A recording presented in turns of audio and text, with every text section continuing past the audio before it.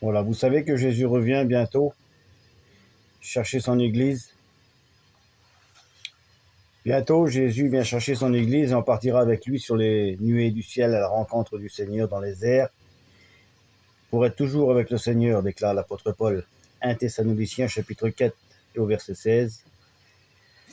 Et lorsque l'Église sera partie sur la terre, il va se passer des catastrophes et c'est pas rigolo. Combien de fois que tu écoutes des messages, mais pourtant tu ne prends pas en considération, toi qui écoutes. Alors, je voudrais que tu écoutes le petit message que je vais transmettre aujourd'hui. Vous savez, lorsqu'il va être parti l'Église, l'Antichrist va apparaître sur la terre. Il y aura 2 fois 3 ennemis. 3 ennemis de séduction, il va séduire les nations. Ensuite, il y aura 3 ennemis de destruction. Il y aura la colère de Dieu sur la terre. La colère de Dieu envers les nations qui n'ont pas reconnu le sacrifice du Seigneur sur la croix, sa mort et sa résurrection. Et toi, tu peux en faire partie de ces nations-là, parce que pourquoi? Tu n'as pas voulu accepter le Seigneur, bien que tu savais que Jésus est mort pour toi à la croix du Calvaire. Tu es resté insensible à ça. Tu n'as pas assez de volonté pour dire oui au Seigneur. C'est dommage. Alors l'Église sera partie. 1 Thessaloniciens chapitre 4 au verset 16, c'est marqué comme ça. À un signal donné à la voix d'un archange et au son de la trompette de Dieu descendra du ciel Jésus-Christ. C'est bien Jésus qui descend du ciel, le Fils de Dieu. Ce n'est pas un ange, ni un prophète, ni un apôtre. C'est l'admirable, le conseiller, le Dieu puissant, le Père éternel, le Prince de la paix. C'est le bon berger qui descend du ciel. Le bon berger a donné sa vie pour ses brebis il y a 2000 ans. Et aujourd'hui, il revient chercher ses brebis, son Église, pour qu'elle soit avec lui dans le ciel, dans le paradis de Dieu. Gloire à Dieu.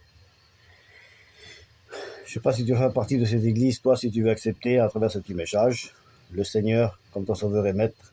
Alors écoutez, tout ce que Dieu donne est bon. Tout ce que l'ennemi donne est mauvais.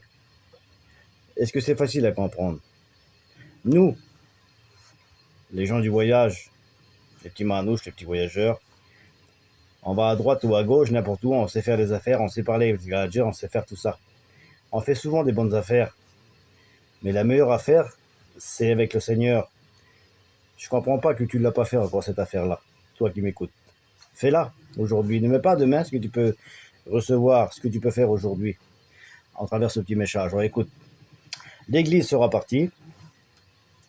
Et lorsque je prends 1 Corinthiens 15, 51, 52, c'est l'apôtre Paul qui déclare, il a reçu ces paroles par révélation du Seigneur. Écoutez, il dit, je vous dis un mystère, nous ne mourrons pas tous, mais tous nous serons changés. En un instant, en un clin d'œil, la dernière trompette, la trompette sonnera, les morts ressusciteront, incorruptibles, et nous serons changés. Il ne dit pas 2 instants, il ne dit pas 2 clins d'œil, il dit un instant, un clin d'œil. Et sur la face de toute la terre, il n'y aura plus un seul chrétien. Il n'y aura plus un seul prédicateur, pasteur, étudiant. Les hommes de Dieu véritables, les femmes de Dieu véritables, ils partiront. Et toi, tu peux partir avec eux si tu acceptes ce soir. Que Dieu te bénisse.